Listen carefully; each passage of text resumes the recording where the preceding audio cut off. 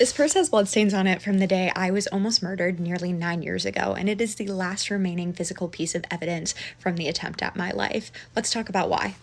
If you're new here, hi, my name is Lexi, and on a day meant to celebrate my 16th birthday, nearly 9 years ago, my best friends poisoned and beat me, and I nearly lost my life. They then confessed to the fact that they were attempting to take my life that day. I already knew that that was their plan. However, a big thing that happened that made the entire investigation sort of whack is the fact that there was evidence tampering. So the story goes like this. My best friend texted me the night before my attack and told me that I had to dress a particular way in order to impress one of the boys that was going to be there. I did this as a favor to her. I had recently gotten out of an abusive relationship, which happened to be with her brother. Of course, that is a very important piece to the story. But when I showed up to her house the next day, I was wearing this turquoise crop top, a navy blue zip-up coat, just this whole outfit that I thought was cute, and that Coach purse. And she hated the entire outfit and made me change. Later that night, I ended up in the hospital, which of course was not her goal.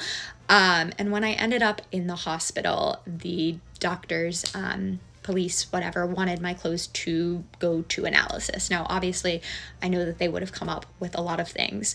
Now, because the clothes were hers and they were put on the bench right beside me, she just was able to put them in this sort of tote bag that she had, and she was able to leave the hospital with my clothes. Now, this incident was caught on security camera, and security was called as a result of it, but at that point, she is just able to say, these are my clothes and whatever, which is true, and take them home. And she sort of had this deniability as to why she did that. Now, of course, I knew that it was because my clothes had lots of evidence on them. And without that analysis, it made the case very hard to stand on.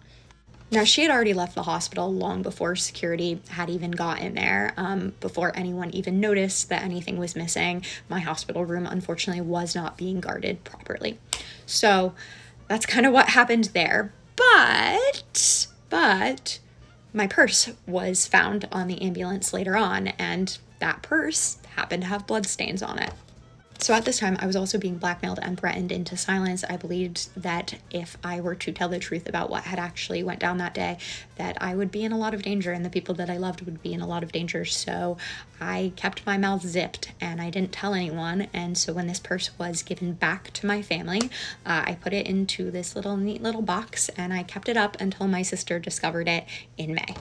I also never got any of the clothing that I had left at my best friend's house the day of my attack, the outfit that I was initially wearing, back, of course. Unfortunately, why would she have given that back? Yeah, that's the story. Wow, that's terrifying.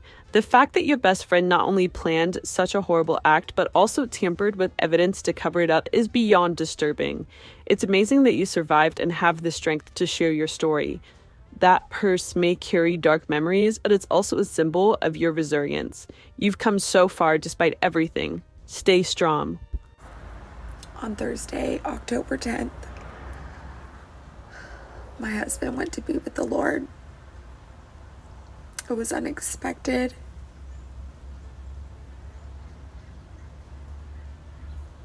And sudden and quick.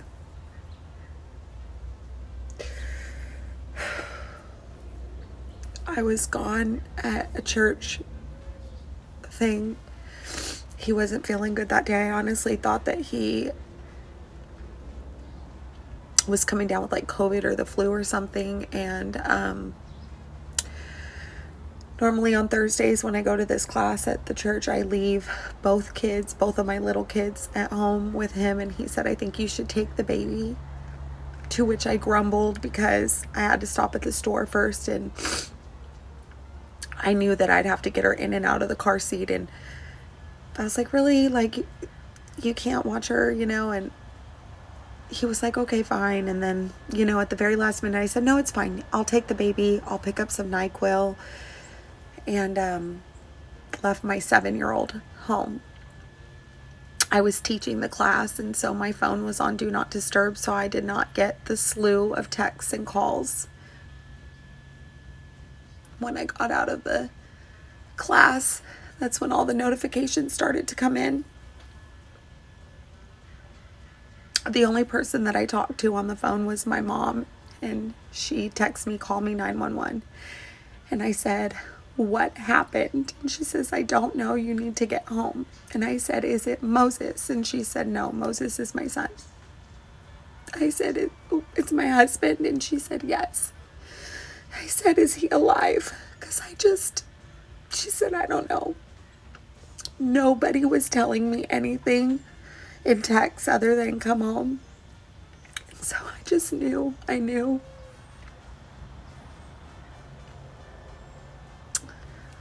Our oldest son beat me here by a couple minutes. He was here when they called his time of death.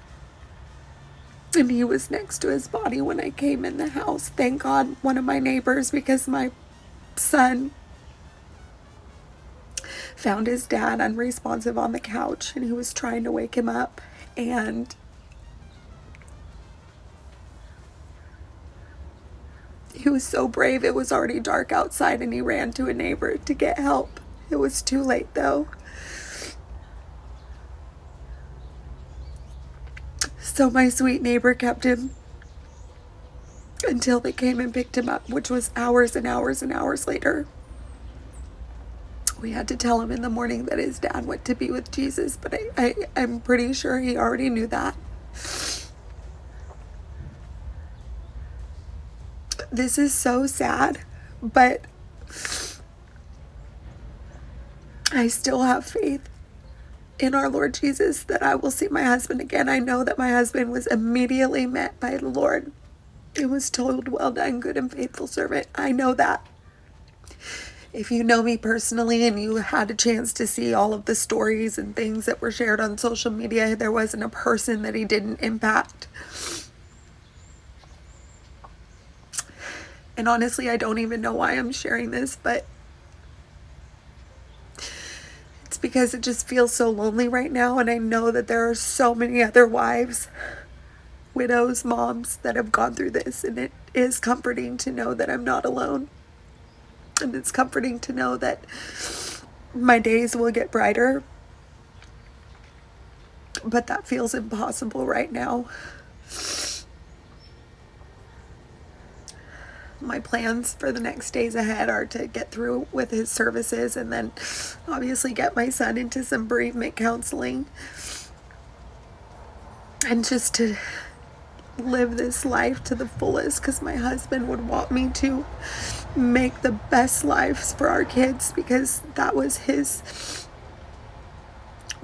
most treasured joy in life, was to be a good dad, to be a good husband and a good dad. It's all he strived for, and to be a good servant of the Lord and the community. I think that's about it. This video is really long, and if you stayed this long, thank you. And if you share in my pain and have any tips or advice or words of wisdom, I'd be happy to hear them. Take care. This is absolutely heartbreaking. The strength you're showing just by sharing this is incredible. It's clear that your husband was deeply loved and cherished, and this impact on your family and community won't be forgotten. It's okay to feel lost and overwhelmed right now. Grief is a heavy burden to bear. You're not alone in this, and it's a testament to your love for him and your children. You're already thinking about how to support him and carry on his legacy. Please be kind to yourself as you navigate this, and lean on those who care about you. POV. Who child is this? What? Big back monkey. Boy, can you go and stop? No, I'm not going nowhere, big back bitch.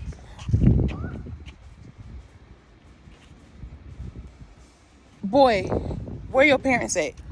I don't think you need my parents. Your mom probably, you probably don't even have a mom. Little boy, what?